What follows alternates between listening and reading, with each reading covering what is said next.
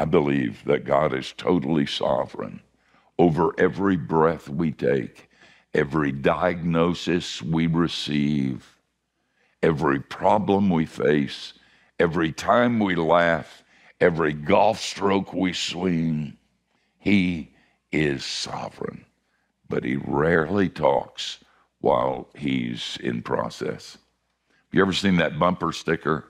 God isn't through with me yet. Listen to me. God's not through with anything yet. We're going to talk about it in the last session, but God's not through. And generally, until he's through, he's like a painter who covers up the canvas, not wanting anybody to see it until he finishes the painting. Pastor visited a farm country in Ohio, and he looked around for somebody to ask the blessing, and there was a farmer sitting on the front row, and he looked pretty together, so the pastor asked him to pray, and he said, "I'll do it, Reverend. Let's bow our heads." "Lord," he said, "I hate buttermilk." Then he said, "Lord, I can't stand lard.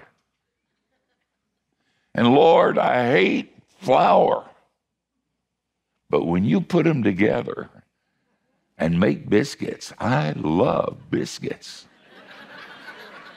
And so I want to thank you for the biscuits.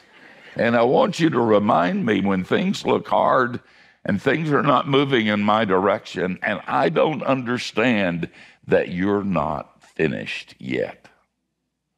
He's not finished with you, and he's not finished with anything yet. And that's one of the reasons that we sometimes perceive his silence.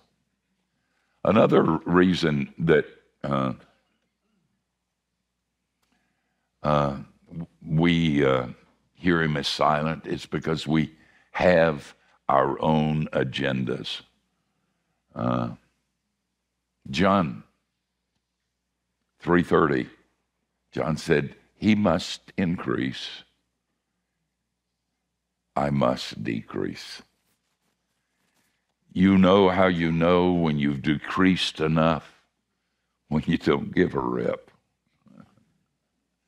Will in the green room was thanking me for some things. Some people have been really critical of me, and he said, "And you did it right." And I said, "Thank you for saying that." He said, "It must have hurt." I said, "No, it really didn't.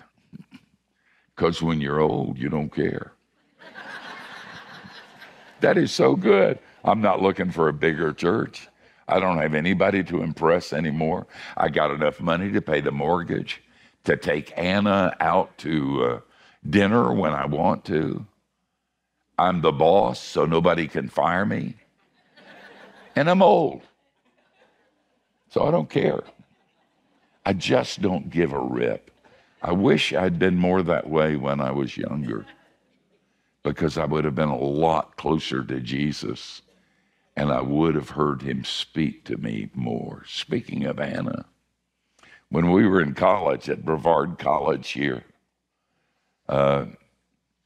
other guys had cars and they took their wives to the movies and dinners.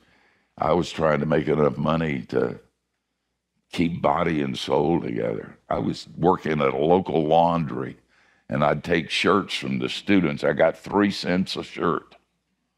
And I'd try to, and we used to just walk around because that's all I could afford to do.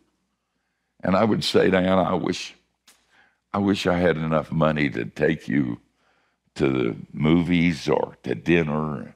And she said to me then and last week, "I don't care where we go as long as I'm with you."